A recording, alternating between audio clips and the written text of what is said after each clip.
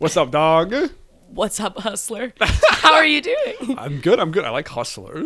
I at the start of every single one of my stand-up sets, the first thing I say is, "What the fuck is up, hustlers?" That's the first thing I say every time I go on stage. That's good. I like that. It breaks the ice in a really good way.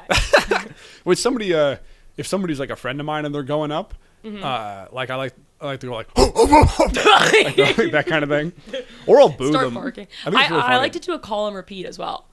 So the first thing I do is I go, "What the fuck is up, hustlers?" And I go, "Coming out of my cage, and I've been feeling just fine." Every single person does just fine. And then they're instantly, and then I'm like, there we go. Instantly, everyone, if you just do a call and repeat, like, everyone's relaxed suddenly. I do love that. I know. You know, Iban, he's that bit Yeah. where he's like, when I say Jersey, you say Jersey? And it's like, they just say Jersey. I love you. I don't know if That's there's, really good. I love that. You say Jersey. But there's no, I don't know if there's anything further to that joke other than he just like is pumping up the crowd. Sometimes it's just for the crowd. I keep picking up my tea and it's like for sure too hot. There's still, I don't know if they can see it, but there's still like, it's practically still bubbling at this point. Like, it's still a boil. You can see a lot of smoke. Oh yeah, you can see tons of smoke. My tea is smoking hot. Coming out of it. It's like you have to wait at least 6 minutes till that's like even drinkable at all. Folks, my guest this week is Keara Sullivan. Did I say your name correctly? Yeah, you said it. You cool. nailed it. Yeah, hell yeah, dude. Yeah. Very funny comedian as well as influencer. I don't know if I'm really influencing people to do anything. I thought it'd be funny to call it that, but it's more like you have a TikTok where you have ideas that you put into the culture. Oh, yeah, I guess you could say I'm a thought leader. I would say you're a thought leader. It's more, yeah. A tastemaker.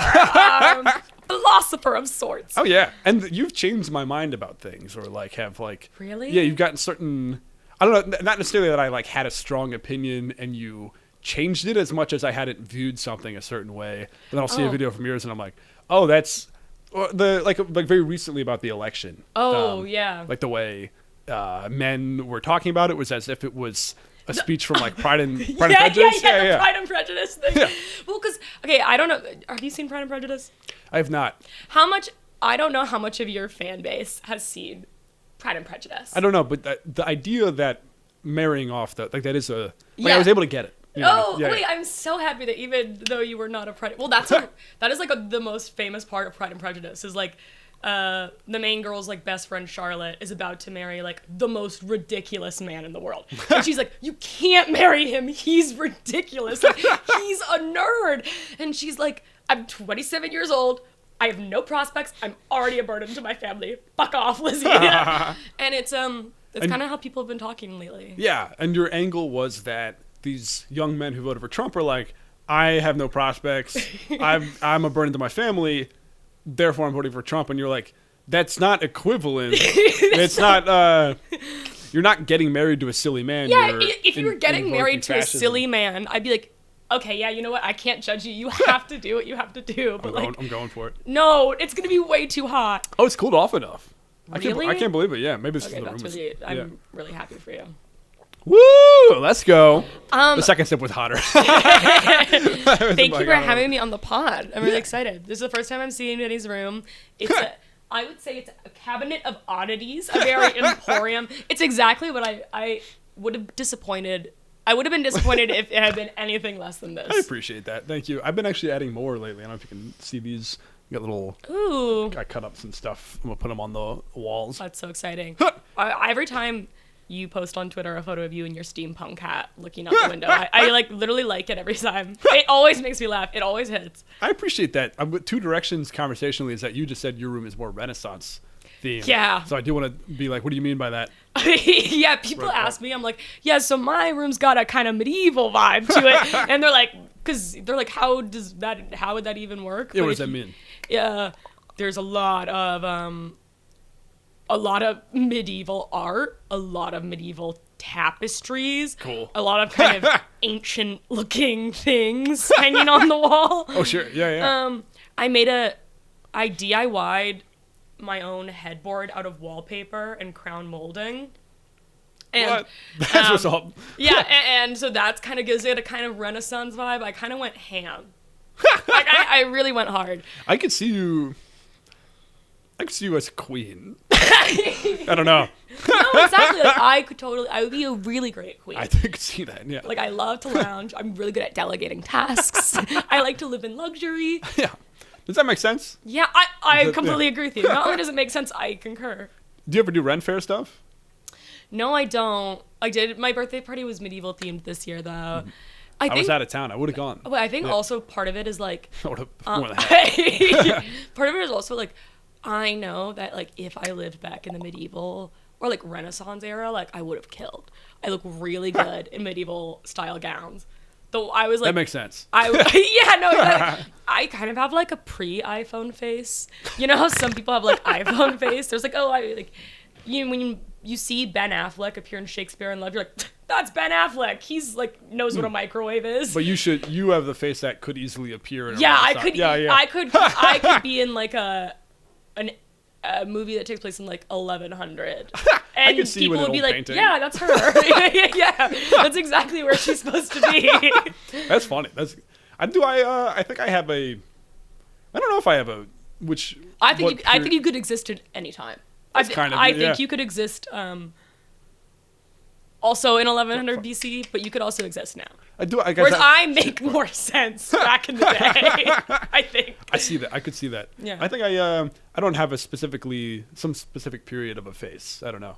Maybe it's because my family's like a blend of, like it's Jewish and like Pennsylvania. So it's like kind of a blend that is not as common. I feel like I was gonna say Industrial Revolution, but then I that realized it's just because of the steampunk hat. It's just because I've seen you too many times in a steampunk hat. I was gonna be like, I was gonna be the Industrial Revolution, of course, but it has nothing to do with how you look. It's just the hat.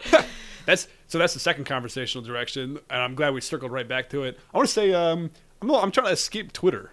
And by trying to, I mean I just have completely stopped. I'm off of it. Really? Wait, so tell me everything about your choices in this. And how is it affected? Why did you go off Twitter? I mean, it's not going to be too complicated. It's just like Elon Musk buying it. The complete downhill slide of the whole thing. Yeah. And now it's like the money in that is now going to these evil. Literal. It's not only getting Donald Trump elected through the mechanism of money to Elon, but it's also the people who are verified are getting all this money, these like literal Nazis. So going to any other platform with any degree of moderation. I'm going to multiple. I'm in Blue Sky, I'm on Threads, I'm on Tumblr. My thought is kind of try to recreate the certain things I enjoyed from Twitter in the aggregate. Like, how do I? Because the thing is like, only because I've listened to a lot of podcasts about this, and like the main and so are you right now. Yeah, exactly. You are right now. Okay. You're also listening to two intellectuals, two thought leaders discussing modern culture. And it's like the thing that Twitter just has.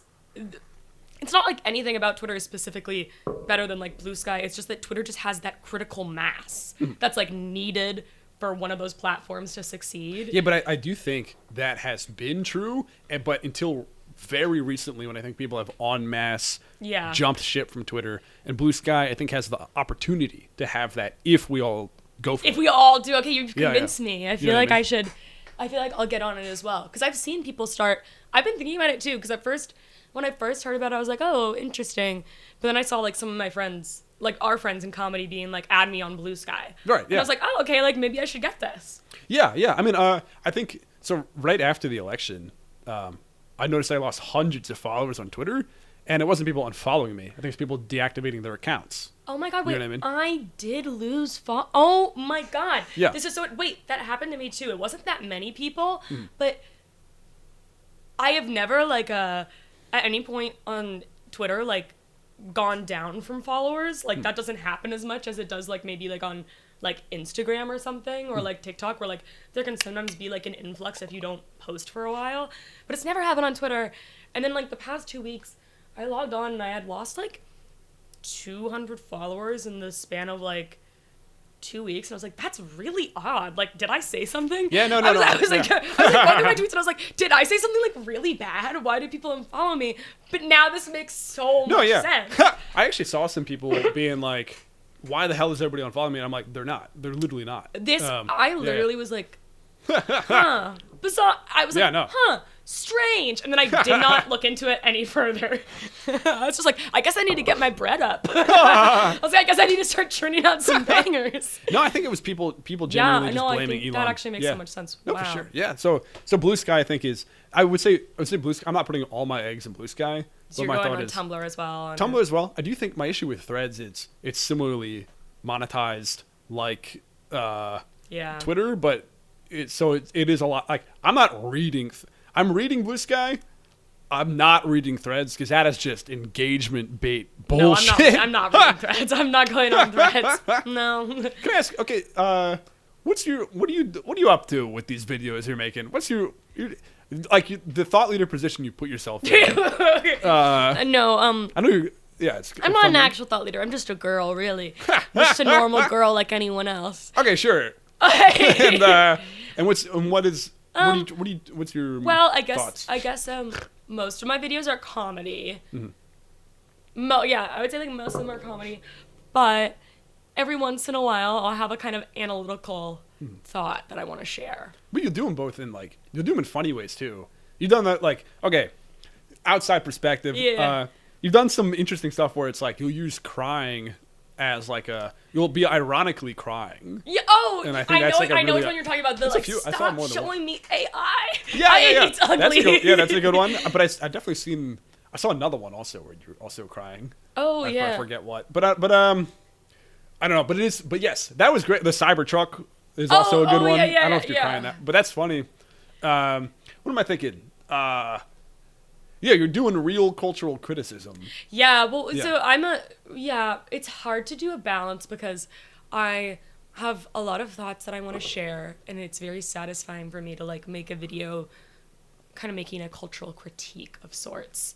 But I also don't want to be known for my cultural critiques. Why? Why? You want to be known for your comedy. Yeah. Okay. Yeah, I just don't want anyone to. And I think I have a good balance of it now where people are where people who follow me know I do primarily comedy, but they're this one hit. I love when you post an analytical video every once in a while. So thankfully I don't think anyone's coming to me for cultural analyses, but they enjoy it when I do those videos. And that's why I kept doing them also. Well, they're also within a comedy framework. Yeah, right? Exactly. Yeah. It's everything I say is is always even if it's a genuine critique, I always like to make it funny. Mm-hmm. Or to counter, all comedy is political. Exactly. Well, yeah, no, it goes really hand in hand with each other. Exactly. Exactly. It's perfect. Let's see. Two thoughts. One is that I know you were mutuals with Big Joel, and I'm like, oh my God, Big Joel. Well, I'm only mutuals with Big Joel on TikTok. Love his stuff. But I'm obsessed with Big Joel. He's my favorite YouTuber. Yeah. Speaking of cultural criticism. Yes, exactly. But he's exactly the kind of YouTube video content I like to consume. But I'm obsessed with him. I love all of his takes. I agree with him. So when shout out, shout out Big Joel. But so when he followed me back on TikTok, I was like, but we've never interacted. Oh, sure. And we're not mutuals on any other platform. Sure. But I'm still one of 30 people he follows. Yeah. That's. So I was like, what the heck? I'm so now the stakes are raised with whatever cool. I say. No, that's awesome. I was thinking, but then the other thought was when you're doing these ironic. The comedy and stuff. Maybe one of the videos, or maybe was it a conversation we had, or was it one of the videos where you're people can't tell you're joking? Yeah. Oh yeah. I think I made a video and then we talked about it a lot at a party. Yeah. Where I see Benny a lot of parties, and whenever I do, we're always fucking partying. Yeah. We're always at. But it's true. It's true. I see you very regularly, and it's always at a mutual friend's party. And every time we see each other, we always have at least a 10-minute chat. Yeah, because we always it's always information dump. Yeah, it's always we've always got there's shop Opinions. To be talked. Yeah. Shop. There's always something. Yeah, exactly. I mean, it's or it's I'll see in a cultural criticism, and I'll be like, That's hey, I so want to true. We'll know be like, more. oh, did you see Please- this thing? Yeah. Please tell me more. Yeah. Or what are your thoughts on this? You know what Yeah, I forget what I forget what spurned this, but Fuck. it's hard. It is annoying when you're like I'm not to like make it about gender, but like being like a woman online is annoying sometimes because the assumption that you're joking is like not always granted to you. Like Right. you That's can't what really the video was. Yeah, like you Yeah, can't really play dumb the way like guys play dumb because people will think you're actually dumb. Mm-hmm. You can't like take on a kind of like you're limited in how not necessarily like mean you can be, but like you know how like Cody Co did that series like That's Cringe on No. YouTube. I mean like there's like all these like guy YouTubers, they have these series that are like That's Cringe, and it's like literally like it's no like cultural criticism or anything. It's just them like looking at a video and being like, this is cringe. Whereas like if I did that, people would be like, you're a mean girl. Oh. Like I would get bully accusations. Whereas like if a guy does it, it's like, oh, like it's all in good fun. Whereas like I'm less likely to get the assumption that it's like all in good fun. People think that I'm like spiteful. Yeah. Can I possible counter to that? No, is please, that I think please. People are incorrectly doing that for the gender, but it's more like it's not that if you do that, people should view it as all fun as much as people should view it as mean when they do it. Yeah, no, You know what I I mean? agree. It's more, yeah. No, I completely agree. Yeah. I'm completely agreeing, but also going, maybe it's the... Yeah, it's not the necessarily pendulum that should like swing I the think other like we direction. should let Yeah. everyone be cunts. yeah. It's more that like yeah. Also, another interesting thing, I forget who was talking about this, but they were talking about how it also one of the reasons why women get a lot of hate online is like if I see a video of like a man saying something that I disagree with or I think is like harmful and stuff, even if I disagree and I like want to leave a comment like disagreeing with him, if he has like a mostly male audience, They're gonna come and comment. yeah, they're gonna like so women are less likely to like kind of hate on men because if they do, they often have to deal with like an onslaught of men like yelling at them, which is like you don't really want that. Whereas I don't know if men have that on women's posts. I'm not sure. Yeah. But I just know that as like I wouldn't like comment on like even if there was like a male podcaster I hated, I wouldn't comment on his stuff and be like, you suck. Well, I don't comment that kind of stuff anyways. But like I don't want to get yelled at by like angry men. Oh, sure. So it's, I mean, you've seen some of the shots I've been taking. I love it. I love the shots that you take. I guess, so I guess a thought is like, you would not want to because then you'd get this sort of retaliation. Yeah, but also like I think it just can escalate. I forget what happened, but like one of my videos made men mad, and this shit. Fuck. Yeah, and this girl DM'd me on Twitter and was like, I would recommend you like turning off your message requests because one time I made a video and it got posted to like a male Reddit page and I got like men were sending me gore. Like they're like, that's the thing is like it's less that like, it's just more that like there's like it can escalate in a way that's like a little bit scary sometimes, and like I don't want to take those chances. That makes me, and I don't want to see gore. No, that's valid. No, that makes sense. I think that's the thing. But yeah, you get threats. I mean, it's an implicit threat of like somebody sending you violence. Yeah, it's like no one wants that. Yeah. I like to behold beauty in the world. I took a personality test once, and it was like, and it ranks all of these like traits, from like your strongest traits to your weakest traits. I think my weakest trait was like prudence. It was like, what does that mean? I think it's like caution. That's funny. Like not being prudent or something. Yeah, I don't know what like prudent means. So. More like a kind of a cautious wisdom of sorts. I'm not entirely sure. That's funny. Well, I think like one of my strongest ones was like appreciation of beauty. I love looking at pretty things. I love being surrounded by beauty. Not trying to see gore. Not trying to see gore. I want to behold the beauty that surrounds me, the natural wonders of the world. I agree with that. And I feel that in this room. I don't know if I'm prudent. I'd have to think about that. I appreciate that. Yeah, you're welcome. I'm burping a little bit. I got the honey. How's the tea? It's good. It's honey tea for just being able to talk just forever. Yeah, it makes sense. But I have a really naturally raspy voice, and I lose it very easily. Especially if I'm like if I went to like a wedding last weekend, got very drunk. Hell yeah, it was dude. a wedding. I was like, you seem like the ideal wedding guest.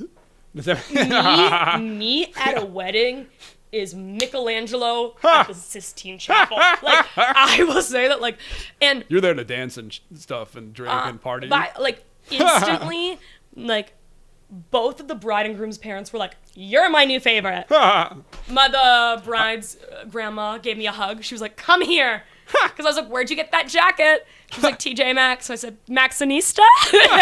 You're meeting the family. You're meeting. Yeah, I love weddings. They're so much fun. And I'm a pretty middle of the road guest. Like, I'll have 2 drinks and I'll dance. But I'm not like. Okay, well, I'm not meeting the extended people. I'm getting chummy with the family. I am also. That's awesome. I'm getting chummy with the family. I love. I don't know what happens at a wedding. When I'm at a wedding, there's alcohol in my system. I literally become like a bat mitzvah DJ. Like, I'm literally like, I start circling the room and I go, "Who can do the worm? Who can do the worm?" I love getting people to do the worm, and I'll go up to everyone. Wait, I think I've been in a context where you've done that. No, you have, because when I'm really drunk, all I do is like peer pressure people to do the worm. I think you've made me do the worm. I'm like not entirely. That sounds like me. That sounds like me. I don't know what it is with me and alcohol, but like the second I'm really drunk and there's dancing, I'm like, I want someone to worm. Like I'm like, but I'm not a big peer pressure person. Yeah. So if you got me to do the worm, I would have already had that spirit in my heart.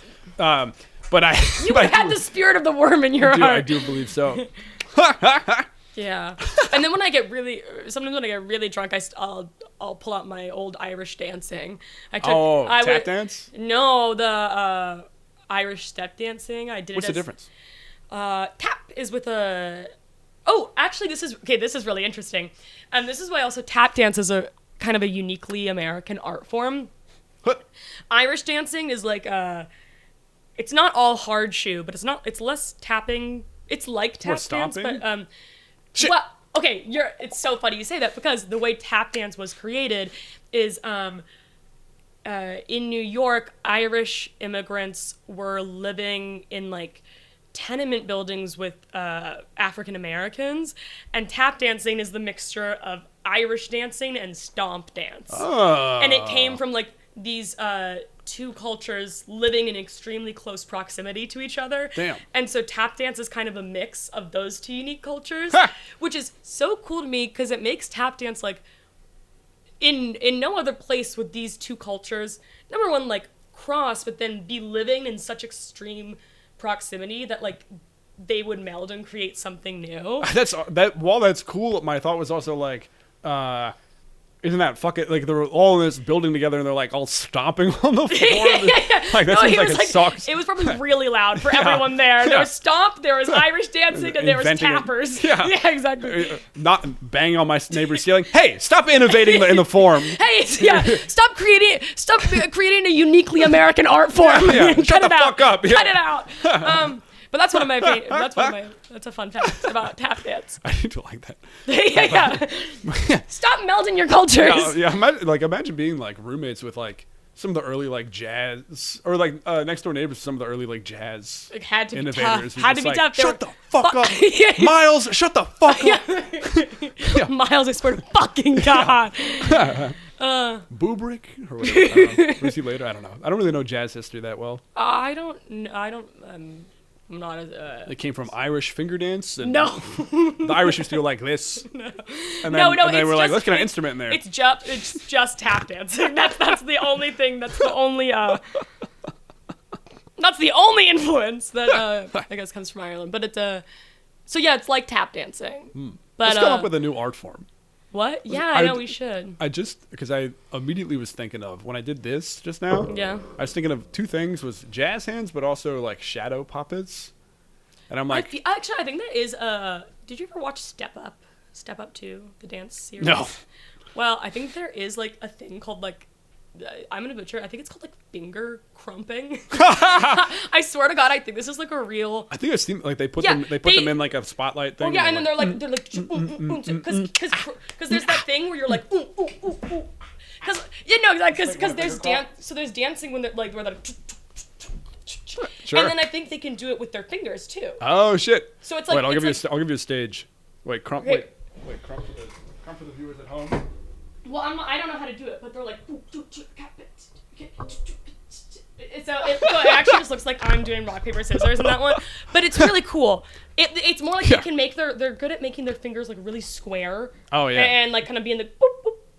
I actually know what you mean. Yeah, you should look it up. I think they did like a rock paper scissors, like it's like the Rock like does that in like. Yeah, no, it's actually very cool to see. I don't think I could do it. I think it kind of hurts me. It kind of hurts me. I have a hard time sometimes with certain motor movements just because of my special syndrome. Finger crumping. Crumping. That's a tough one for the special syndrome. It is. Yeah. I can't do certain movements that are too like fine or focused. Interesting. Oh. Finger crumping, yeah, I guess you have to have a lot of... I mean, I guess I can do it, but then But just, you wouldn't want to. It becomes extremely frustrating to me, and then I have to like do a lot of this. Ah, that makes sense. You know what I mean? So. Crumping, finger crumping. Okay, how about that? It's the allegory of the cave, and it's like the people are watching the shadows in the wall, and then they start finger crumping. Yeah. It's Socrates in the back, like, or it's Plato. Yeah. Plato like over like the god mic going like. They're saying it. That was a good bass. What were we talking my God! Wait, what were we talking about before finger crumping? I don't know. Okay, what Irish dance and the tenement buildings dance, and the tap dance. I don't even know how we got. Well, this is also what we're like at parties. We go on a lot of tangents.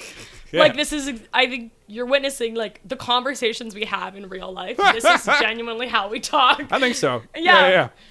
It's like that. I think that's why we get sucked into. This is like also why like whenever I see Benny at a party, we get sucked into like 20-minute conversations because it keeps going. You know what I think we both have curious minds. That's true, but I also do think that you're part of a subset of the comedy scene where not only do we have the same politics, but you're outspoken about the politics, and I think that we connect on that a level. You and I are both shooters. Yeah. We're both outspoken in our beefs and I believe so. And our you got any beefs? And our values. I have tons of beefs. I have tons of anyone that you think is interesting that you want to clean out or air. You don't have to. I'm not. I'm not making you do this. No. I don't have any beefs. I won't name any names. There's a certain like brand of like pseudo intellectual. So left wing that they became fascist Twitter girls in New York City that I do not care for. Not to name names, but like like adjacent to. I guess I was gonna say Red Scare, but I don't know if that's like like. But specifically that exact. I'm not naming names. I mean like prodigies of that. Specifically in that realm of that kind of. Right. That kind of brand of. Person is someone I do not care for. I think it's also because this is gonna. That is an odd trajectory they had. Sorry, keep going. This is a long-winded thing, but sure. So my mom is very cool and she's also a genius. My mom is the smartest person I know. She was so smart that when she was a child, she was on a show called Kid Talk, in which smart children debated celebrities on cultural topics. That's awesome. She went to Harvard at 16 on scholarship. Oh, wow. She's like genuinely like genius level. I literally have like maybe one fraction of her smartness. Hell. And she's also very much where I get my dry wit from. Oh, cool. And she once told me, she was like, smart people make complicated things sound simple. Dumb people make simple things sound complicated. And that's just how I feel about that like entire group of people on Twitter. Like the way they talk, it's like I don't understand a thing you're saying. And it's because you're making extremely simple things sound strangely complicated. Yeah, I typically was not able to tap into a lot of what they're saying because it's a lot of like referential stuff. Yeah. Or a lot of Yeah. Also, names and ideas that oh I'm my like, god! Also, you're not these giving like me the. Yeah. these like in these like people tweeting at like people tweeting their beef with Pope Francis will never. I think that's also part of it. Is like a lot of them have made Catholicism specifically their brand, and as someone who's their brand, really? they've got like Catholic in their bio. Oh. They're like very much trying to co-opt Catholicism into this like weird brand of theirs, which, and they talk about it a lot. They have like Catholic in their bio. They're like talking about like conclaves and like the eight Saint Aquarius commit like random things. Like they're talking about like things in Catholicism that are like really niche, and it's like that's actually not what Catholics do. You're being too vocal about it. You're not supposed to talk about it that much. It's kind of a faux pas in Catholic culture to talk about being this Catholic. It's considered like very, it's considered like evangelical behavior. Interesting. To like talk about like how much you... Are you Catholic? So yeah, I was... I would say like I'm somewhere between like lapsed Catholic and like practicing. I'm like culturally. Very much culturally. Sure. And I'm also someone who, I'm very curious about ancient history and such. But I think it's also like half my family in Ireland is from the north of Ireland and they're Catholic. So being Irish Catholic is... Are you Irish? Sorry. Shut up. So, but specifically I think that is very much tied to like my family's ethnicity, so it's like I'll always identify as Catholic. Well, maybe not to. You have your own relationship to your own. Yeah, family, I have my own relationship. But I guess my thought is like I was raised Jewish. I'm ethnically Jewish, but I do fully cast it aside. Yeah. Whereas, I don't respect it. Yeah. Okay. So that's the thing is, I think for a while I fully casted it aside because also like Catholicism is so repressive sometimes that like. It's really normal for people to go through like a phase of like rejecting everything. But then I guess like as I've gotten older, I can like look back on certain things I was like taught in Catholicism and be like, oh, I think actually learning that like made me like specifically me personally like a better person. Oh, that's valid. Yeah. Yeah. And and that's, my mom is like an atheist and I always asked her like, why did you like, my dad's Catholic, and I was like, so why did you agree to like let us go to Sunday school? And she was like, because I think at the end of the day, she was like, obviously I don't agree with the Catholic Church, I don't believe in God, but like they're good morals, they're good lessons for you to learn. And I was like, oh yeah, okay, that's valid. I guess a lot of them are. Yeah, I do. Okay. Here's the thing. Sometimes I have people on the pod, and we have this discussion. So I don't want to go down this hole again because I've done it too many times. Yeah, and I think they're a little sick of it. But my general thought is I disagree strongly. I think that there's a lot of really bad morals. I think that the morals it's a lot of baby and a lot of bathwater, that they're inextricably tied together. Ew. And the idea of you going, well, I like these ones. The trouble is that there's so many people who, everybody, it's all given together and it's not separated. Do you feel that way about like all religions? I do for the most part. And I think you can have a secular moral framework that you can build exclusively only out of the good ones. You know what I mean? No, I think for sure. Yeah. I think I had a really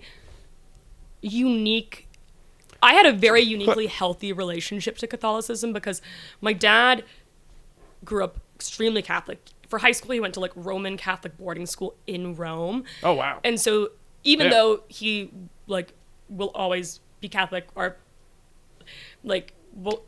family is always going to identify as Irish Catholic, he also is someone who's like has no love for the institution at the Catholic Church. He like has a lot of problems with the institution. He's like a part of a lot of like progressive Catholic organizations that are like trying to push progressive reform in the church. And my parents did a very good job at being like, even from a young age, being like, yeah, like you should listen to what they say in CCD, but my dad was like, they're about 400 years behind on everything sex and gender. So just do not listen to them on that. And I was like, okay. That's cool. And like I did. Like so I think I completely agree with you of like it is a lot of baby with the bathwater. You can definitely like teach those things in like a secular framework. I think it's more of like a cultural thing for my family. Like probably how it is for you. But Yeah, I really don't like the way a lot of people talk about Catholicism on Twitter. It's annoying. Like the way that they're putting it on as a hat in this sort of interesting, weird way. I don't know, yeah. But, yeah. They're putting it on as a hat, a steampunk hat. Steampunk hat. Yeah, I don't know, I guess, yeah, we don't have to keep going down. Yeah, we don't have to go down the religious rabbit hole. But I do think it's interesting stuff. Yeah. And I don't know, I'll touch on, okay, a little bit of a different direction with it. Yeah. Is that I do think that Christianity, very specifically, is the root of the modern conservative ideology and a lot of the major issues where it's like, that's where we get gender essentialism, anti-abortion. Yeah. Like, the idea of trying to convince Charlie Kirk that abortion is okay when he truly believes in a soul. It's like, you see that Jubilee Roundtable thing? Oh my God, yeah. It's like,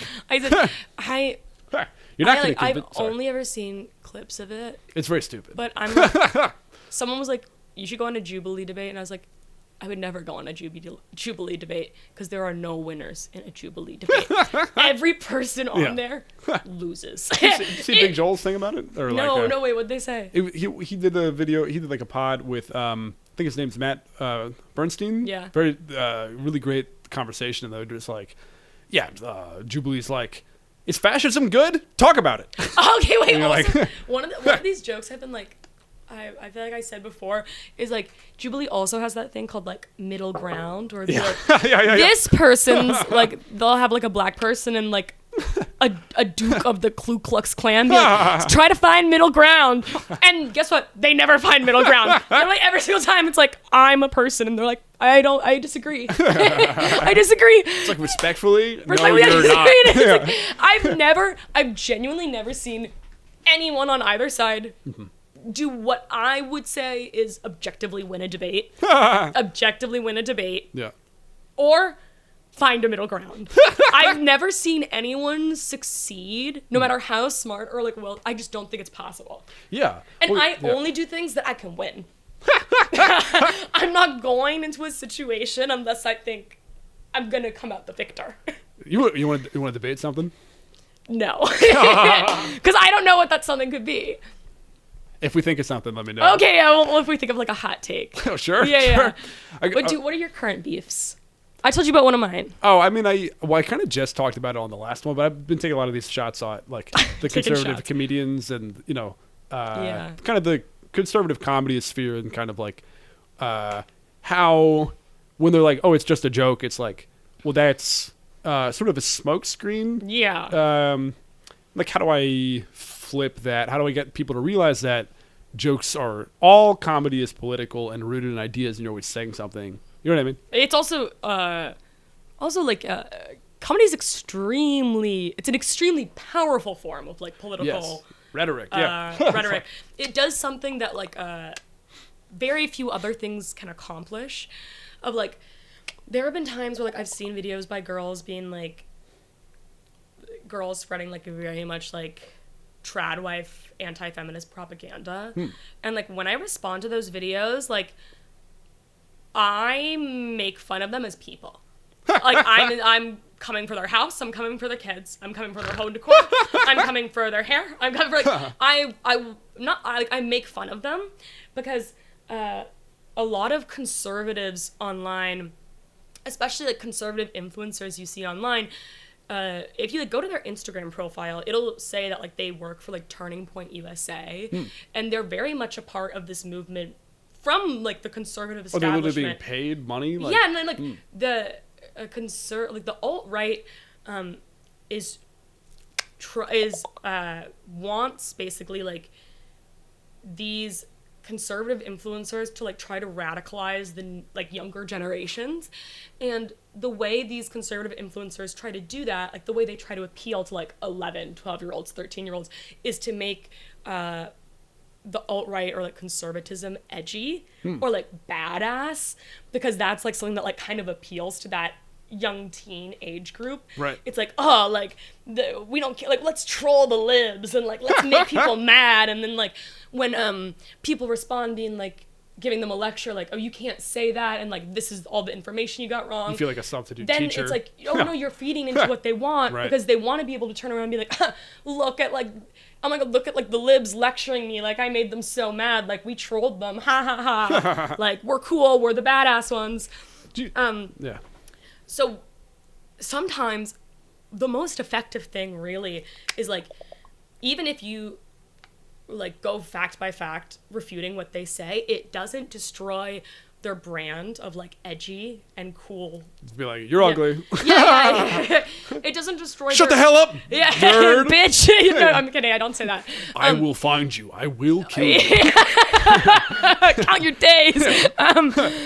Here's your location. But the point is that like sometimes you have to make fun of them because doing anything else is what they want. Whereas like I have made videos where I have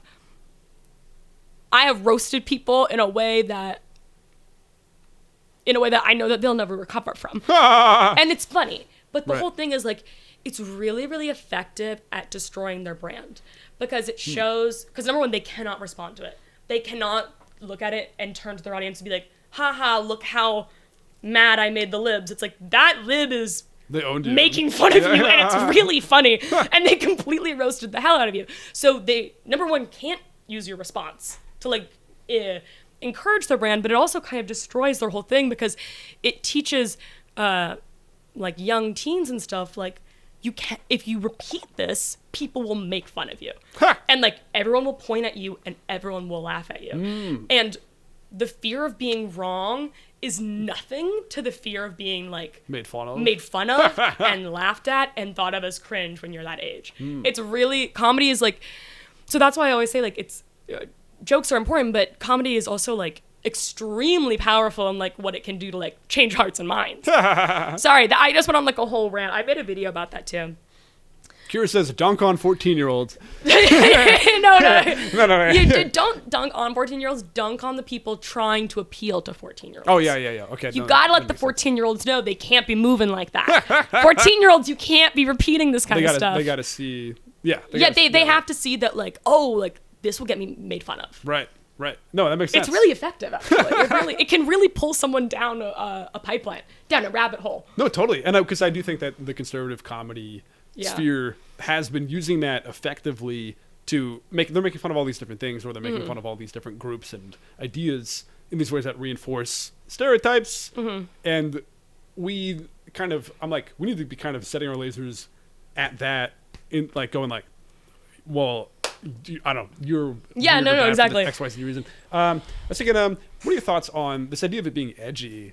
But now that Trump has won and is in office and now is the dominant power, is it still, do you think the energy is going to shift in terms of like, is it edgy if you are in charge? Like now he's the principal. Yeah, I don't know how they tried to like co-opt this thing of like being a conservative is edgy, because it's never been edgy. That's never been like the edgy thing to do. Is like, yeah, like it's especially with like young people, it's more that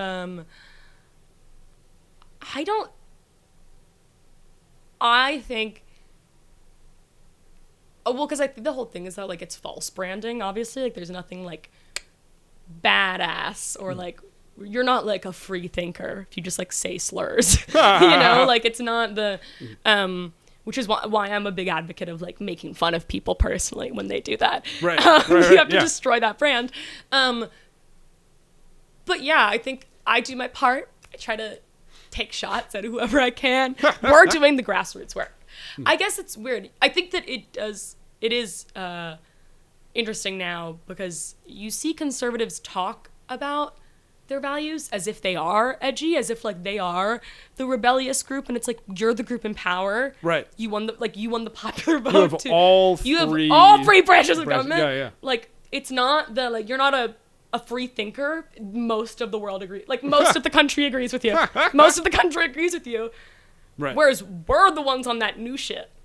Right. We're the ones on the new shit. I guess the thought is the rebellion against like the idea of inline lockstep thinking against something like just a suit like Kamala Harris, sort of the generic nothingness of the Democratic Party. It's like, Yeah. that's valid. I actually Yeah. understand being edgy in relation to that centrist Yeah. dog shit, but then it's like, people are talking about sorry to get we're getting maybe very political here on the comedy podcast. This idea of the Democratic Party is crumbling and has to reform, and that's just where we can kind of inject our, like, it literally has to be built out from a left populism or whatever. Yeah, I don't know what the hell we're talking about. Sorry. Finger crumping. Do you have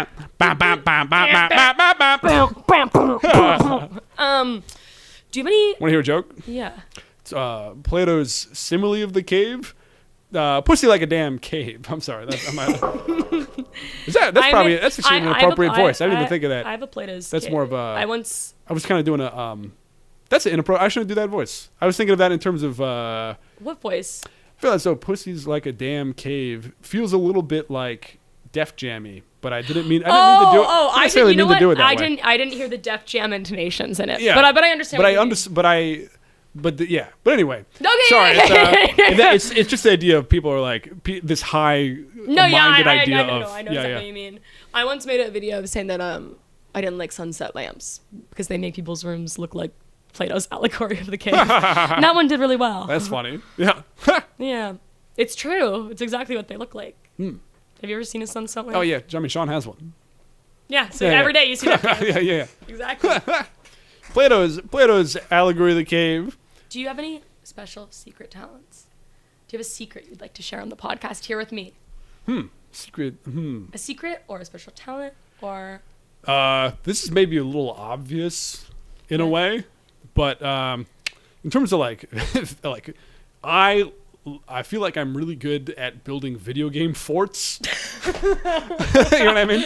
Like I lose my if I'm got a video game where there's like a fort building mechanism. Okay. I will. You're building the fuck out of that fort. I'm doing a lot of interior decor. Right. I'm like, yeah. This is. I will say that. I don't know if that's a secret, but that was kind of when you were secret talent. I went with that. No, I believe it, and I think that's good. This is Benny has a very nice apartment, and his roommates also have very nice boy rooms. When I came in, the first thing I said about them is, "Can I come in your room? Can I see?" And they were both went in. You walked. Yeah. Well, Cameron was like, "Thanks for asking," and then I was like, "Well, I didn't really give him time to like say yes." I was like, "Can I come in your room?" And then I was like already in there, and I was like, "Oh, so what's up with this mobile? What's the story here?" I love interior decor. I guess that's my special talent, my secret talent. Is interior decor or you? Yeah, decorating. I love Well, I guess it's not my secret talent. It's my passion. My roommates and I call it curation. That makes it's sense. Like the curation, but with Keara. Oh. So it's curation. Curation. We always say, this isn't curation, it's curation. I guess the thing is that a lot of these are gifts. Or things from friends. No, I think you've And curated so it's like, it really well. I appreciate that. I mean, but it's also like, it's a combination of, like, it's not necessarily that I curated as much as other people read my brand and were like, here you go. Here is like the frog teapot is not something I purchased. That's like a gift from one of my close friends. You know what I mean? Yeah. And they're like, all of this is stuff like, we get you. Yeah. I'd be like, I think he wants like a scorpion and a gem. I would totally look at that and be like, this is so Benny. Yes. It's a real scorpion. Really? Yeah, real snakeskin. That freaks people out sometimes. I had a friend in middle school who was from Egypt, and she had a scar because she had gotten bitten by a scorpion when she was a baby. Not a baby, but like a toddler. She almost died. Oh, wow. Yeah. Damn. Scorpion bites, they can kill you. Well, they can kill small children, I guess. That makes sense. What did the mongooses kill snakes? Did you ever read Rikki Tikki Tavi? Do you ever fuck with Rikki Tikki Tavi? Never heard of this. Okay, it's by the guy who wrote the Jungle Book. Rikki Tikki Tavi is a mongoose in India, and he kills snakes. Oh, it's about his adventures. And I love mongooses to this day. It's kind of making me think, Sabrina Wu's their bit about, Tiki Tiki Tembo? No. And how it's like, okay, so like, Tiki Tiki Tembo? No, what's that? It's like this children's book where like one of them is named Ping, and then one of them is named Tiki Tiki Tambo no Sorumbo Starbaruchi Pit Peri Pembo, which is too long of a name. And so anyway, the point is that it was like written by like a white lady who just made up Chinese. That so the question is this mongoose name? I don't know, but I feel like it's maybe there's it's maybe okay because he's a mongoose. Because I think it's not supposed to be like imitating. I don't think it's supposed to be. I think it's. I don't really know. I think maybe because it doesn't feel like. It's supposed to sound like a.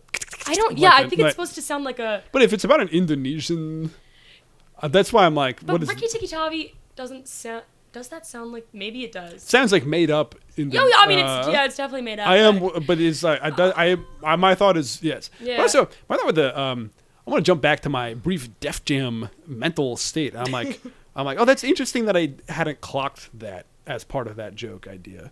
Oh yeah. Until I said it, and I'm like, oh, that's a weird. Well, yeah, that's maybe the phrasing of that. That's why you have to like say it out loud, because sometimes it's fine in your head, and then you say it out loud, and you're like, that doesn't sound right coming out of my mouth. Yeah. Like, oh no, that weird, that like word feels weird coming out of my mouth. The joke idea itself is also just kind of like a sexist. It's just like what are we talking about? But yeah, but I like some jokes. I've been thinking about this idea where it's like some stuff is just like a reference to a thing it's kind of a high status reference where it's like a literature or a book or something. I don't like to do that kind of stuff because then it's hard. It can be annoying. You know what I mean? Yeah, it can be tough. Yeah. It's hard to like make that relatable. I don't know. Yeah. Want to hear a joke? It's not like the other one. Yes, I do. For sale, ship of Theseus, condition, like new. Wait, I don't get it. You know the ship of Theseus? No, I don't, and that. Exactly. Isn't that annoying? But like that's really fucked up because like that feels like something I should know.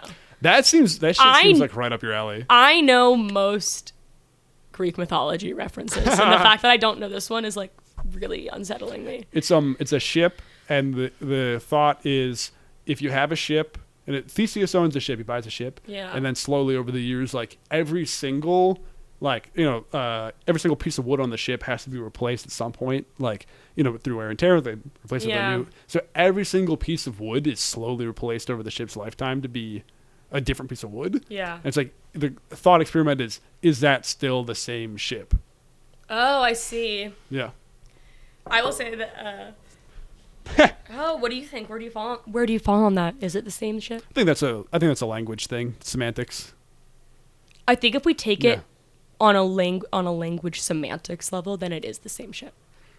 Yeah. But if you think about it on a philosophical level, you could make an argument. But I think from language and semantics, then yes, it is the same ship. Yeah. That's what my instinct is telling me. But I'll have to give it some more thought. I guess on a truer, deeper level, I think my thought is that the collective idea of what is a ship is the same, but also it's had every board replaced. Like I think like the definition of the thing is the thing. Well, that's also why I was reading this essay that was talking about how like ChatGPT, if you like actually think about it from a language perspective, ChatGPT like actually can't communicate with you of like sorry, this is gonna sound really crazy and this is gonna sound really meta. Go but off. like sorry. Yeah. But like what makes the phrase like what gives the phrase I'm happy to see you meaning is hearing it from someone who's like telling you I'm happy to see you. Like that's what makes language is like the person on the other end trying to communicate something to you.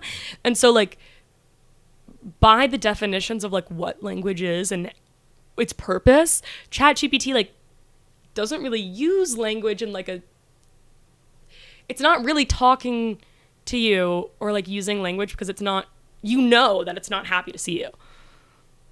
I don't know. I'm explaining it really badly, but I'll send you the article. I understand it, but my thought is just that it's like there's things like a road sign, like a sign, like it could be a street sign that says like, "Hey, nice to see you," and the sign doesn't mean it, but you do know that somebody or people behind the scenes created the thing. Yeah. I'm not in support of ChatGPT in this instance, but my thought is that it's like if it were to say something to me, my thought would be, okay, the people that designed this algorithm are happy to see me. Are not necessarily happy to see me as much as the meaning behind the words is not that it's happy to see me, but there is a meaning, which is the idea of having been trained on a language model. You know what I mean? So like the meaning is the. I would here's the thing is like Yeah, I can't. go off. It's such a I'll send you the article because Sure. it gets really deep and into like the semantics of like what language is and what basically counts as language. And like do all words count as language? And I cannot explain it like to you now in like a succinct way that makes sense. Cool. So I just have to send you the article and we just have to discuss it at a different time. Nice. I'm Sounds not good. going to be able to like summarize it in a coherent way right now. I'll have ChatGPT summarize No, it. exactly. ChatGPT summarized it. Yeah, I've never used ChatGPT. I have used it for recipes primarily. That makes sense. I feel like Because recipes online are so fucking hard to read. So I will go on ChatGPT and go like, look, how do I air fry this chicken? I think Chat. I haven't like not used it because I'm like against it on principle. It's more like I haven't had the need to, but I can feel like there's a lot of instances in which ChatGPT like could actually be really helpful, like that. Because summarizing data. yeah, the concern being using it for like, I don't know, like I do have some. The principal issue is how the tool is being used otherwise. Yeah. And it's like, I do think there is something to be said for maybe avoiding it if it's like, I don't know. Yeah. If recipes were easier to fucking read without having to read their fucking life story Yeah. No. and look at 1,000 advertisements. Oh my god, it's really hard to like start making recipes if you're bad at cooking like me and you don't cook like me, because it's like thinly slice like it'll be like dice, not even like dice, it'll be like cut garlic into like sliced thin clovers, and then so then like that's a whole step I have to look up. I have to look up how to slice garlic into. Yeah. So it's like every step is a tutorial that I have to look up because I don't know how to chop anything. Yeah, no, yeah, like if it says So like it's really hard to get into it because everything takes like an extra hour. if it says based something, Yeah. you can go, what is basting? And then it'll, you know what I mean? I mean, I guess you could look exactly. at it. You could look, but it's like, No, it's but easy I to have it all to look in up a singular. tutorial every single time. They're like, every verb that they use, I have to look up a tutorial for what that verb actually means. I also used it a little bit for like, maybe I shouldn't be doing this, but for some health symptom stuff where I'm like, Yeah, well, that's where you know what I mean? I go to Reddit for that. I That's go, true, will I true. die? Be real. Reddit, yeah. So I guess we need to. I like that. That's Like, funny. but I will say, my favorite. Okay, I don't know if you want if it's I'm allowed to. Sure. There is, I think this is probably like my favorite thing on the internet that I've ever seen. Me and my sisters quote it all the time, still to this day. I'm going to read it to you. It's a Reddit post. I have it saved on my phone. And I'll never get rid of it. Hell yeah. I like old Reddit. It kind of has like it's such a repository of knowledge, kind of like Quora in a certain way. Yeah, I will But say better- that the things that there is a genuine honesty and a truth to Reddit that is not found on other sites sometimes. Like there is an authenticity to Reddit sometimes that I do not see anywhere else. And you're gonna see this. Wait, I'm gonna find it. Oh my god, I'm so sorry. Where is it? Wait, say something funny. Oh, I found it. Okay, so, this is actually I think Quora. I think this. So basically, I don't know if you can see it, but this guy asked on Quora. We're doing coordinates. I took 2 500 milligrams THC edibles an hour ago, and it's only getting worse. What do I do to get rid of it? I'm super stoned. This is the reply. He goes, bro, I'm so sorry for you. Just go outside now and hold on to the grass as tight as you can so you don't fall off the earth. This is about to be one of those hard life lessons. I don't know why, but the ending, this is about to be one of those hard life lessons. I say that all the time That's now. funny. That's great. But it's like that interaction That's really funny. of someone going, hold on to the earth, try not, like, hold on the grass, try not, it's about to be one of those hard life lessons, brother. You know what, actually, this is reminding me of like what you just said with the language thing, where it's like, because I know that's two real people. Yeah. That does have this like realness and weight There's to a it and truth an in it. emotional truth that I'm just like, oh, you like. AI is such a hollow, nothing experience. Mm-hmm. Maybe I'll never use it again. Would I rather sift? I'd rather. Like the idea of the life story thing, I'm like, I'm like, is it nice to be bothered by somebody's life story in the way a little bit? I don't know. think also that It doesn't have an ick factor. It has a real ick factor to me. There is an ick factor. It is really gross.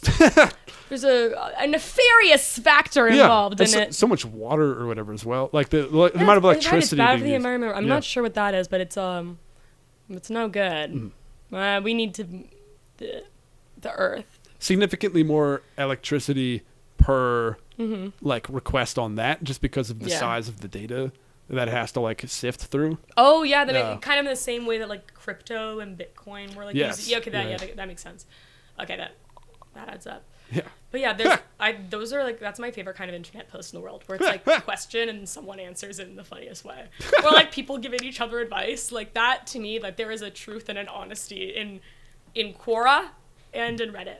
Yes. One of my favorite pages on the internet is "Am I the Asshole?" I'm obsessed with it. I'm obsessed with it. Do you ever post? I've posted once. Oh yeah. I won't say what it was about. But I was not the asshole, and I deleted. You were not. They all conclusively. I've recently like actually went through and like deleted all my comments because I would like weigh in and be like, "You are the asshole" and stuff, and then I realized I could not change my username. And it was the username I used for everything else. So I was like, I need to delete this footprint. That's funny. So now, like, it's my favorite thing to do. It's the human experience at its core. All my old Reddit shit is still, like, my early... Because I posted my stand-up videos since, like, 2017. Oh, really? You still find it. And I'm just like, oh, that's odd to me. Yeah. I don't know. That's crazy. Yeah, it's an interesting place. Do you post stand-up? I mean, the thing is, like, Reddit is... I don't post it on Reddit. Oh, dude, the stand-up community is extremely like white male focused in a way that other parts of the internet like aren't even to that degree. I've never even thought to. I didn't even know that was a thing you could do. Like, I don't post my own stuff on Reddit. I'm very much like a consumer and an sidelined observer of other interactions. Do you post stand-up? Yeah, it's just I don't have. I post stand-up. The hard thing is like a lot of my stand-up is like kind of long form stories, and it's hard to get good videos of that and post it. I've been trying to make an effort now, like when I go up and I know it's gonna be filmed, to be like, you need to tell shorter jokes so you can get videos of it. And I also need to film more of my sets because I want to be posting more stand-up. You get the platform. Yeah, I do. You can post a 10-minute set on like TikTok. People would watch it. You think? With your platform, yeah, for sure. Okay, well maybe I will. Like absolutely. Thank you for believing in me, Benny. Yeah, I would watch it. Oh, good. Really? If it was good within the first 2 minutes. It would be. Yeah, it would be good. I imagine it would be good. I like your stuff. I like your stuff as well. Yeah, we got it. Oh, by the way, I'm trying to do a little bit of an arts and crafts pod. By the way, I know we hit an hour, but I want you to know that it does not have a time limit, and I'm chilling. So if you're like, when does this end? The answer is whenever it feels natural. Whenever it feels natural. What time is it? Yeah, or if you have an hour. Oh, it's 2:51. Yeah, I probably have to like head out pretty soon. Okay. Do you want to do a little bit of arts and crafts? Yeah, I do. You want to do like a 10-minute craft? Sure. Okay, so what are we doing? Yeah, I've got pipe cleaners. I have clay, and I have paper. Give me the materials. Let's see the materials. Let's do paper this week. Paper? Let's do paper.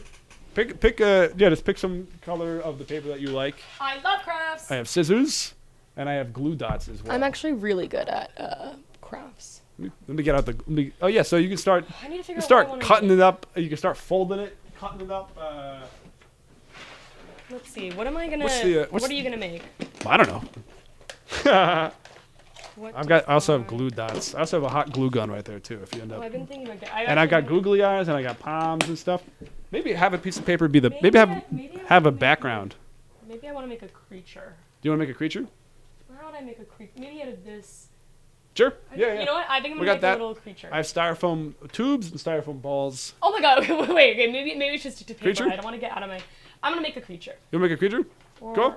Okay, yeah, I'm gonna. I'll give you a styrofoam tube. Yeah, get me a styrofoam. I'm gonna make a little creature. Okay, perfect. Cool. Creature time. I'm gonna make a creature as well. Creature time. I'm gonna make. I changed my mind. I'm gonna make some sort of sun thing. What? What do you mean a sun thing? You know what? Okay, I'm gonna make actually a. Oh, I don't know what to make. I'm scared. No, you know what I'm I gonna got do? that. I'm gonna make Yep. I'm gonna make a fashion accessory. Oh, cool. I'm gonna make a beautiful ring. Oh, hell yeah, dude. Or Ooh. a bracelet. That's a good color. I didn't even fucking notice I had that. Okay, so this is Keara's jewelry store. I'm gonna be making a kind of fun bracelet situation. What are you making, the sun? Some sort of sun being. I want to start with this. Let me do. I'm gonna crumple up the paper, and then kind of give this interesting energy here. Oh no, you know what I'm gonna do? Oh, I know exactly what. I'm gonna unbend this. I'm so sorry. Okay, Alright. I know exactly what kind of bracelet I'm gonna make. This is interesting to me. It's kind of giving me comet vibes in an interesting way. I love drawing comets. That's actually one of my favorite things to draw. Okay, we're gonna make a bracelet, and the theme of the bracelet is I'm gonna try to make it look. I'm gonna scoot in, and I'm gonna narrate the process. I'm gonna try to make this look like a bracelet where this is a vine, and then there are little roses on it. And I'm not sure how I'm gonna make the roses, but I'm gonna figure it out. I'm gonna make a shooting star. Oh, okay. Fun. So we've got, Benny's going to be making a kind of decorative 3D model. I'm making more a fashionista jewelry statement. I love that. That's great. I'll let you get your paper. Yeah, I'm trying to get the color red here, just a little bit of the red. You have to have a little bit of red. You need what you're gonna be? I know. I'm gonna be getting some. Don't worry about me. I'll get my materials as I need them. So yeah, maybe roses or like flowers. I'm not sure how I want to make the flowers. Ooh. Exactly, but you do the paper for you do. Yeah, so this is gonna be the vine, and then the charms are gonna be the flowers. Let's see if I also have paper clips, so I'll attach it like that. Ooh. So this is like the. I'm gonna basically make the plan is I'm gonna make this. Or maybe I should do it as a headband. Maybe I'll do that. Ooh, that Okay, looks nice. So I think I'm gonna make it as a headband, and I'm gonna do do flowers on the in the middle part. Flowers on the headband. Oh hell yeah! And you could do like a. Yeah. You've got a variety of options. No, exactly. I think it's gonna be great. I'm gonna do Fashion time, fashion show. What are you gonna do? Basically, this is gonna be the tail of the comet. Or rocket or comet. The paperclip kind of went through further than I wanted it to because it's at like a weird diagonal. You gotta straighten it out. Wow, that looks nice. So it looks good so far. Art. It's got arts and crafts Ren Fair in like a fun way. Well, exactly. That's yeah. Oh, you know me. My mind instantly goes there. So this is the base of what it's gonna be, and now this is the vine, and now we're gonna add flowers. The question is, what do we think is going to be the best way to make a flower? You know what? I think maybe.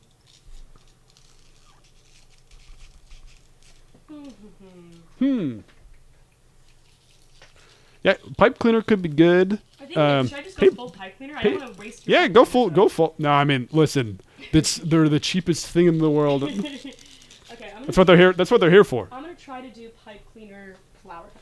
I'm gonna do some reds for roses. Nice. And then maybe like a bluebell. So I'm gonna do roses. I'm gonna do pink. That's great. Pink and red, and I'm hoping it'll come across and look like a rose. I like that, and then I also think you could even do some sort of thorn in some way. Oh. But I don't know exactly how. I completely agree. Yeah. I got a red out, but I don't think I need the red if I'm gonna do. Oh, you know what we're gonna do? Pure white and blue. Do you have the scissors? Yes, right here. Here you go. Thank you. Okay, here's what we're gonna do. Don't. Shit, fuck. This is gonna be really good. Trying to figure out how to color this.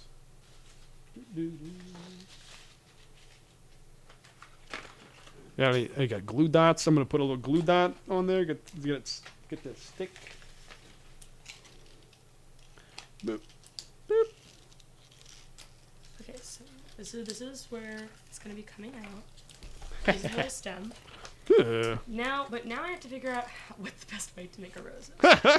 And that is gonna be a little bit tricky, but I think I'm going to be able to do it.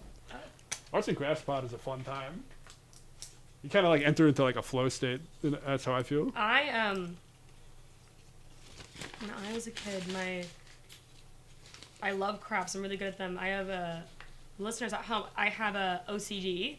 Oh, same. And ADD. And because of that, I can get really into like hyper focus sometimes. And my Nana is an art history professor. And my mom said that when I was a little girl, I think like when I was 3 years old, my Nana was watching me like draw the same, like I was drawing this circle, this pattern like over and over and over. It was like a very repetitive motion. And my Nana was like, she is incredibly focused on what she is drawing right now.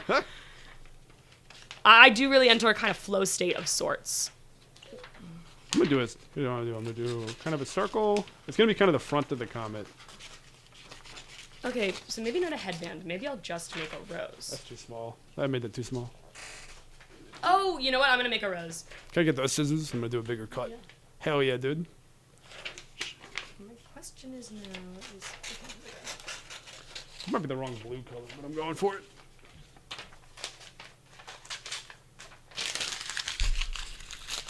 Crumble it up. this is gonna be really beautiful, I think.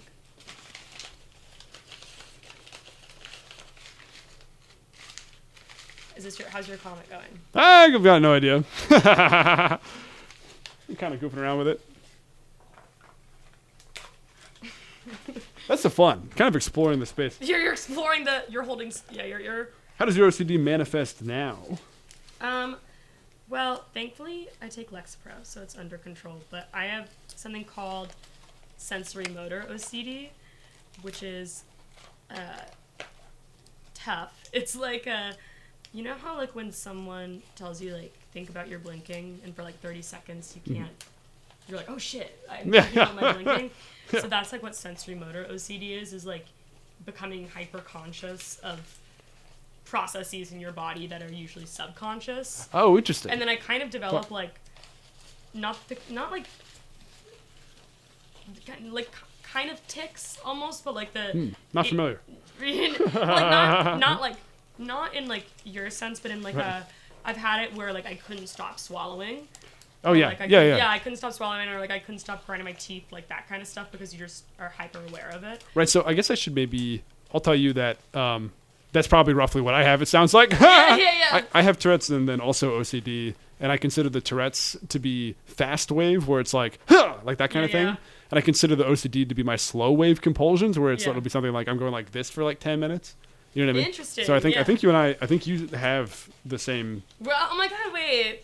I will say that it happens so often in my life where like I really click with someone and I'm like, wow, we really click, and then I find out they have OCD. Yeah, we're both just like OCD compulsive at a party. No, like, we're like I will zoned say in. That, like, there's something about it where like I know what you mean. It's happened so often now where I'm like, wow, I really get along. I really click with this person. And I'm like, oh yeah, I have OCD too, and I'm like, wow, this makes sense now. But like, you wouldn't think it, but I think it also there's something to do with like a degree of like maybe perfectionism element having to do with ideas, and like I'd like related to logic structures of like I need a logic structure to be perfectly make sense in a way, and I think that OCD, like I think you and I might, if we don't like something or an idea, it becomes an issue.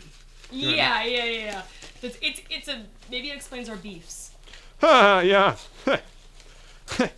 I will also say that I think part of it is linked to like I have ADD as well, and when I was a kid I could not stand to watch Phineas and Ferb because it made me really, really angry how Candace was treated. It wasn't necessarily like I wanted Phineas and Ferb to get caught, but it made me extremely upset that her mom just like automatically never believed Candace. Oh. It was. And I really wanted Candace to get justice. Like, I wanted Phineas and Ferb to be caught because I needed, like, in my mind, I was like, this mom needs to apologize to Candace. And I talked about it online, and I got a couple of comments like, do you have autism perchance or ADHD? And I'm like, I don't know, I have ADHD. And she's like, yeah, you. And I looked it up, and apparently. Justice is a. No, apparently, there's this thing that people with ADHD have called high justice sensitivity. Really? Yeah, it's like an actual thing, and it's it is like they have trouble when something is like unjust. This sucks. When something, well, this is my rose. That's incredible. That's No, lovely. It's not. No, it's not. It's no, it's not. It looks like a. I don't know. It doesn't look like. I think if you did one more red and then One more red? yeah, like kind of did it like flowered out, it would be. Yeah, maybe I've been trying to flower it out. But I ADHD. Yeah, but it was just a copycat. I similarly have ADHD. No, exactly. Or I guess But, I think I just have ADD, not quite ADHD. So but I also have like just ADD, but then my roommates were like, it's just ADHD now, and I was like, really? okay. Oh, Apparently, like they don't. they don't Apparently, you're not distinguish? supposed to differentiate it anymore. Yeah, interesting. But This looks like shit from a butt. no, don't do that. My rose sucks. I'm trying to flower it out and it's falling apart. Actually, does this look? No, that looks less like a rose. Actually, you know what? I think we can fix this. Oh my god, wait. You know what? I'm figuring it out. Here we go. That's the problem. It needs to be. But, because, like, look, from here it does look like a rose. If you look down at it like this, like, that looks like a rose. Yeah. Oh my god, I got it. I think Oh I got shit. it. Okay, I think we found it. Oh my god! It's perfect! I don't know if you guys can see, but it looks really good from this angle. I think I didn't realize I had to flatten it more. That really changed everything. And you're right, I needed to flesh it out. But like, look, from the top it looks good. From the top I feel like you can It looks. tell what That it looks is. good. That looks good now. Yeah, Yeah. I was like, oh my god, this whole time I just thought I was really into justice. I thought it was just because I was like really, I just thought it was because like I was really moral and everyone else sucked. But as it turns out I just have ADD. Okay, I think your comment rules. It's coming together, I think. Oh yeah. I think this has worked out really well in a way that I was not expecting. And the nice thing about it is you can, if you wish to, you can put it in your hair. So, and it can be kind of like a beautiful flower. In one's Whoa! hair. So if you were doing a tango of sorts, like if I was doing the tango, I could go, That's good. and it would be good. This comment rules. This is awesome. It's coming together. Look at this. And it looks like it. Craft time. Yeah, you get to keep that, of course. Really? Of course. Well, I hope you guys can follow along at home with the craft tutorials. I think I'm gonna just tie these. This is kind of neat. I'm just gonna tie it like a little. Okay, I see. I think you'd. I like this. Whenever I draw comets, I do blue and yellow as well. Yeah, blue. Yeah, the blue and the white and the up top I kind of like, and then maybe I'll kind of bend these backwards so it seems like it's kind of streaking. Wait, I think it's perfect. Yeah. Wait, I do think I need to head out now. Yeah, Okay. Perfect ending. This is not. This is the rose, everyone. Show them the creations. It looks really good from here. This is my rose, and That's this is great. Benny's That's comet. so good. This is my comet. It's also good in a more kind of interpretive Shit from way. a butt. No, it's beautiful. We love art. Folks, we love art. We love art. Thanks so much for coming on. Yeah, like definitely entered a ADD flow state. We locked, were like, we all right, locked hold it in on, a we big gotta way. create. And I was like, I need to go. I like completely lost track of time. Okay, bye. Bye. Peace.